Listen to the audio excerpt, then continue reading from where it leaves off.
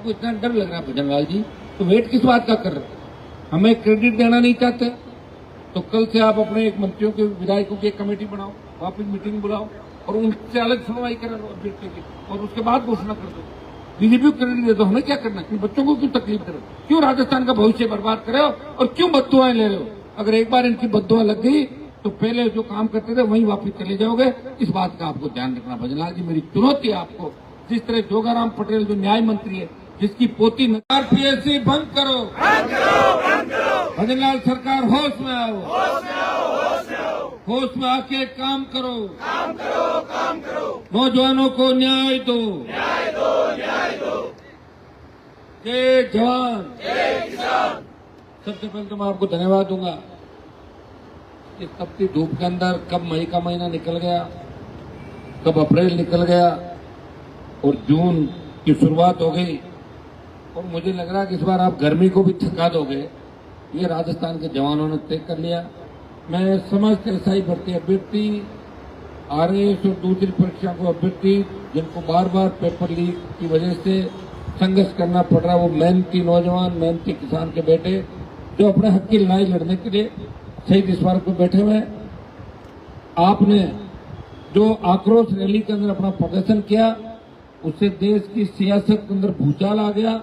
कांग्रेस का दिमाग ठीक हो गया, भारतीय जनता पार्टी के तमाम नेताओं का दिमाग ठीक हो गया, जो कह रहे थे कि भजनलाल जी ठीक चल रहे हैं, बीजेपी की सरकार ठीक चल रही है। भाइयों, थोड़ी हिम्मत आपको रखनी होगी।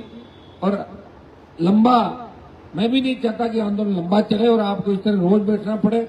आप डेली यहाँ आते हो, समय नहीं मिल पा रहा, बातचीत नहीं हो पा रही है, तो कल इस संबंध में हम बातचीत कर लेंगे फाइनल।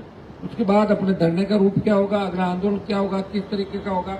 आवश्यकता पर तो प्रधानमंत्री आवास को घेरेंगे, गृह मंत्री के आवास को घेरेंगे, दिल्ली कूद करेंगे, जंतर मंत्र पे भी चालू करेंगे, ट्रैक पे भी जा सकते हैं, हाईवे पे जा सकते हैं। इस राजस्थान की निकम्मा नकारा सरकार को झुकाएंगे और राजस्थान के जवानों की जीत कराएंगे।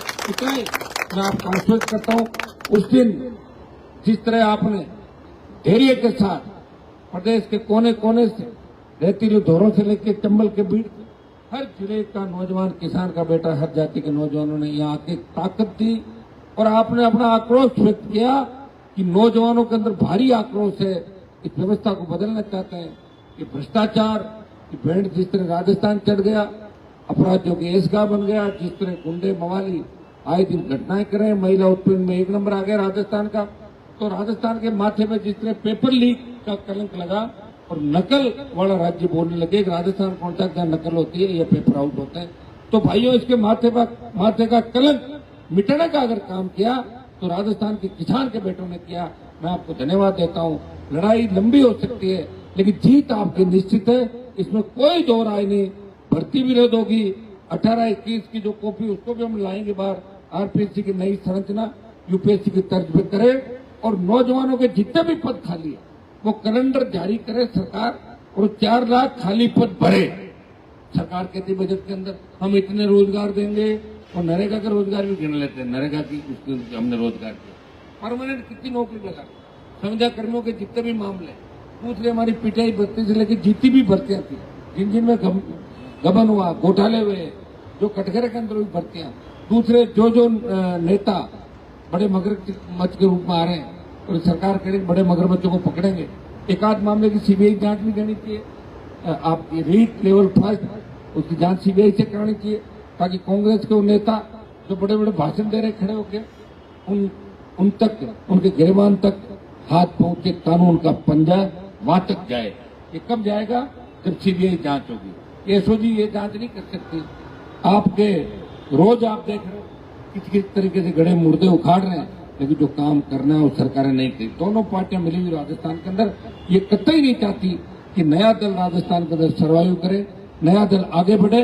ये नई पार्टियों को कुचलने का काम करे। भाइयों, आपको हिम्मत रखनी होगी और आपकी हिम्मत को मैं तो मान चुका कि 25 को जो आक्रोश आपने व्यक्त किया अपने साधनों से, मेरे 15 साल के अंदर पहली रैली थी जिसमें मेरे बिना जाए आपने कहा कि हनुमान जी आप अकेले नहीं लड़ रहे हो, राजस्थान के किसान के बेटे आपके साथ है, सर्व समाज आपके साथ है, आप चिंता नहीं करें, आप आह्वान करें, हम जयपुर की सड़कों को जाम कर देंगे।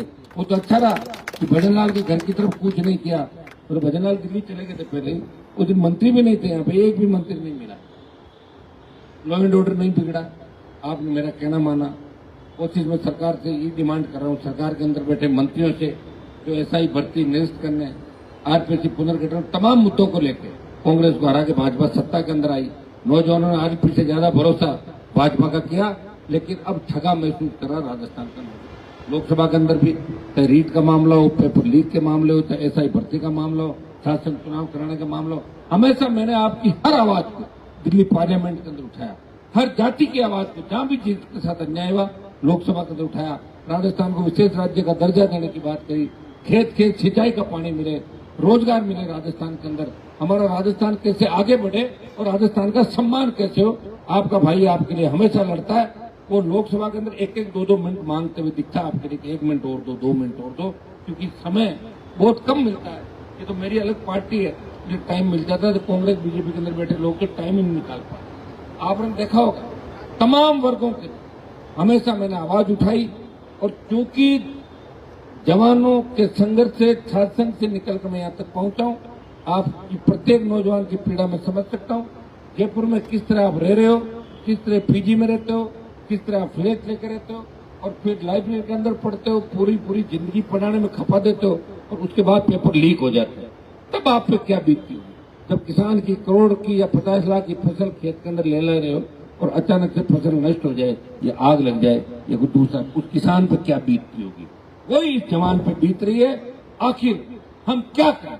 जवान एक ही बात कहता है, आखिर क्या करें, किसके पास जाए? अभी तो मैं आपके बीच हूँ, जो मेरे पास आ सकते हो, मैं आपकी पीड़ा दूर भी करूंगा, आंसू भी पहुंचूंगा, लेकिन आप अगर मुझे ताकत नहीं दोगे तो फिर आंसू कितने समय तक, इसका आपको ध्यान रखना। ये मामला तो सड़ जाएगा आपका, इसमें आपकी जीत हो जाएगी, लेकिन आपको पढ़ लेना कि 2028 कांग्रेस भारतीय जनता पार्टी को पछाड़ देंगे और हमारे सपनों की सरकार बनाएंगे। आइए, लोग जातीय जहर घोलने का काम भी करेंगे। तरह तरह के लोग हैं, दुकानें बंद हो गई, चालू कैसे करें? दुकान चालू कराने के लिए कोई लोन लेता है, कोई इधर से करता, उधर से करता, बंद दुकान को चालू करने के लिए। तो कई लोग जो मानसिक विकृत, मानसिक बीमारियां हो गई, तो शायद ऐसी बातें भी करेंगे। हमें उन चीजों का ध्यान नहीं रखना है, अपना टारगेट और लक्ष्य जो है उधर हमें चलना है। अभी टारगेट यही है कि आरपीएससी बंद, एसआई भर्ती रद्द, तमाम जो भर्तियां चल रही है एसओजी के अंदर, उनमें कौन कौन मुलजिम है, किसको निकाल रहे हैं, किसको नहीं निकाल रहे, और रीट लेवल 5 की सीबीआई जांच, ये हमारे प्रमुख मुद्दे हैं। सारे खाली पदों की वैकेंसी निकाले, ये मुद्दे, इन मुद्दों में जब अपनी जीत हो जाएगी अपनी सरकार को झुका देंगे। अगला पड़ाव, अगला आंदोलन होगा अग्निवीर का देश के अंदर, वो भी राजस्थान की धरती से अपन वापस चालू करेंगे, और सेना के सम्मान के अंदर देश के जवानों के लिए राजस्थान इस बार नेतृत्व करेगा। जिससे किसान आंदोलन का नेतृत्व पंजाब के किसानों ने किया, बाद में हरियाणा, पंजाब का भाई हरियाणा आया, यूपी, दिल्ली, फिर राजस्थान। इस बार आंदोलन की शुरुआत अग्निवीर के खिलाफ राजस्थान से हुई, आपके भाई ने शुरुआत की। आगे से हमारा आंदोलन चलेगा और दिल्ली तक जाएगा।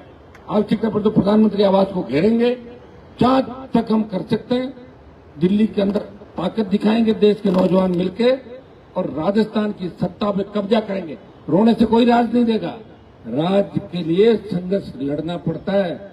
इतिहास उठा के देखो, उन लोगों को याद करो। आप इंकलाब जिंदाबाद करते हो, भगत सिंह जी के नारे लगाते हो, उनको पढ़ो उन लोगों को कि किस तरह उन्होंने बलिदान दिया हम सब के, कि हमारे भाई कम से कम गुलामी की बेड़ियों से मुक्त हो। ये हमें एक चीज को याद रखना है। और जवान ही लड़ता है देश के लिए, बुजुर्ग कम लड़े। बुजुर्गों ने अहिंसात्मक आंदोलन किया, गांधी जी लाठी लेकर अहिंसा अहिंसा की बात करते, लेकिन गरम दल अगर नहीं होता तो कौन जीत दिलाता है आपको? गरम दल से ही जीतती। अंग्रेज अगर डरे, भागे, जब उनके जूते पड़े, उनको मारा, गोलियां मारी, बम फेंके, डर गए अंग्रेज, डरे हुए अंग्रेज भाग गए। तो अपन कहते हैं नरम दल बातों से, अहिंसात्मक तरीके से तो बात हो सकती, लेकिन कई बार घी जब सीधी उंगली से नहीं निकलता तो टेढ़ी करके निकालना पड़ता है। मुझे लगता है कि भजनलाल जी की सरकार सीधी उंगली से मान जाएगी। अगर नहीं मानी, उंगली जिस दिन टेढ़ी हो गई उस दिन भजनलाल जी भी एसआई भर्ती के साथ साथ भर्ती रद्द हो जाएगी, वापस चले जाएंगे। मुझे लग रहा है दोनों काम एक साथ नहीं हो जाए। ये भजनलाल जी, आप इस बात को सुने। आप कह रहे हो कांग्रेस के लोगों को आपने छोड़ रखा 3-4 बयानवीर, जो शायद आपसे तनख्वाह लेते होंगे बयान देने। इतना ही काम करो, बयान दे दो। और आपने कांग्रेस के नेताओं से टिकटें भी आपके हिसाब की दिलाई। उपचुनाव में जब 11 सीट हारने के बाद आपकी नाव डगमगाने लगी, डूबने लगी, तब आपने कांग्रेस के नेताओं को कहा मेरी इज्जत रखो, मैं तुम्हें पेपर लीक और उसमें नहीं पकड़ाऊंगा। और आपने 4 सीटों पर कांग्रेस की जमानत जब्त कराने का सौदा बीजेपी और कांग्रेस ने मिलकर किया, और वो दंगा आपने राजस्थान के अंदर किया। और कांग्रेस पार्टी ने जो सौदा किया वो महंगा पड़ेगा कांग्रेस को। कर तो लिया सौदा, लेकिन राजस्थान का जवान जान चुका है कि कांग्रेस बीजेपी की गोद के अंदर जाके बैठ गई और बीजेपी कांग्रेस को मदद कर रही है। इसलिए आने वाले समय पर हमें मिलकर लड़ना होगा। जब राजस्थान की तरफ उंगली उठती है तो प्रत्येक उस राजस्थानी की तरफ उठती है तो इस राजस्थान के अंदर पैदा हुआ, जिसने राजस्थान के प्रत्येक वर्ग के लिए छोटी से लेकर बड़ी लड़ाई लड़ी। भाइयों, आपका भाई राजस्थान चाहता है, जब राजस्थान की तरफ कोई उंगली करता है तो मुझे लगता है ये मेरी तरफ कर रहा है। जब किसान की तरफ करता है मुझे लगता है ये उंगली मेरी तरफ है, इसलिए मैं लड़ाई लड़ रहा हूँ। मुझे लड़ने की आवश्यकता नहीं है। मैं भी इन बड़े बड़े मंत्रियों के साथ आराम कर सकता हूँ, गर्मी की छुट्टियां मनाने बाहर मैं भी जा सकता हूँ। वो गाना है ना कौन सा, पानी पानी सानी सानी, मुझे कोई रोक रहा है क्या वो करने के लिए? तो कर ही रहे आते लोग, पानी पानी सानी सानी, नाच रहे हैं, विदेश जा रहे हैं, डिस्को में, पब में। मैं तो मेरी जिंदगी में नहीं देखा ही नहीं पब कैसा होता है, कैसा डिस्को होता है। बच्चों से सुनता हूँ किससे कैसा होता कैसा नहीं होता। हमारे तो पार्लियामेंट के मेंबर एमएलए जब था कमेटियों में जाते थे, रात को लेट तुम क्या करके आए, बोले मौज मस्ती करके आए। साड़ी वो भी नहीं करी, जिंदगी ऐसी नहीं करी। तो कम से कम 7 हो जाओ मेरे, और 28 में अपना भविष्य तय कर लो। मेरा तो बन गया भविष्य, 6 बार जीत गया, 7 बार हो जाएगा, 8 बार हो जाएगा, नाम हो गया राजस्थान का। नाम ही होता और क्या होता, या तो नाम कर लो या चोरी चकारी कर लो। वो करने तो पहले ही कर लेता, मुझे कौन रोक रहा था। तो नाम मेरा हो गया और मैंने आपको लड़ना सिखा दिया। अब सरकार आपसे डरती है, आप सरकार से नहीं डर रहे हो। मैंने राजस्थान के जवानों को उनके हक और अधिकार के लड़ना सिखाया।